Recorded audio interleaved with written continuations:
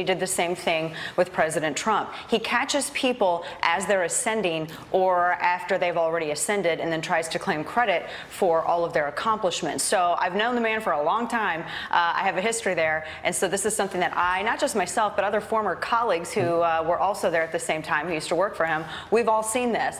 But to this point, though, I know a lot of people are talking about whether or not they can trust Michael Wolff, and this guy seems to be untrustworthy and unethical. Steve Bannon trusted him enough to go and blab to him. Steve Bannon trusted him enough to let him in the inner sanctum and encourage other people within the Trump administration to talk to this guy. Steve Bannon claims to be a warrior against the media, but this is a guy who repeatedly has gone to the mainstream media to leak stories and to blab about the administration in an effort to undermine the president's foreign policy decisions. Now think about this. A guy who's supposed to be so strategic and so calculating actually robbed the president here as we go into 2018 of being able to start 2018 by discussing his huge victory with tax reform and how this is going to have to be the message that Republicans need to cling to for victories in the midterm elections coming up just several months, in the future here.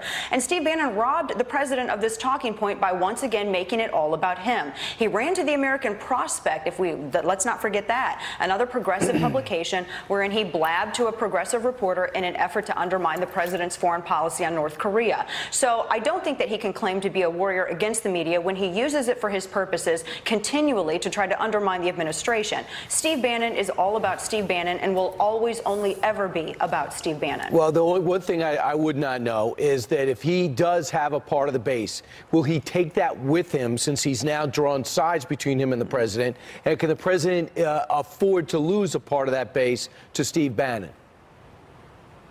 I don't think so. The president didn't need Steve Bannon to win, and the president doesn't need Steve Bannon to be successful. Steve Bannon's contribution to this is taking over a website that was created by a better guy and running it into the ground and making it a platform for the alt-right.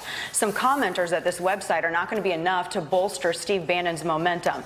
President Trump proved that he had a bigger nuclear button against Steve Bannon. You never go to war with a guy who will push back hard on you, and that's what we saw yesterday.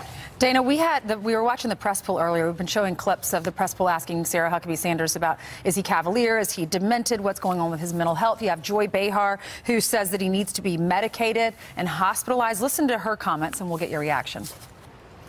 Trump needs to be medicated and hospitalized at this point, or he is going to just kill all of us. And, you know, my feeling is that probably they're getting closer to him in the Mueller investigation. And that's what this is about, a lot of it. What's your reaction? Oh, I think Joy Behar ought to be thanking God as we go into 2018 that Donald Trump is president, because if he wasn't, what on earth would she talk about and why would people watch her?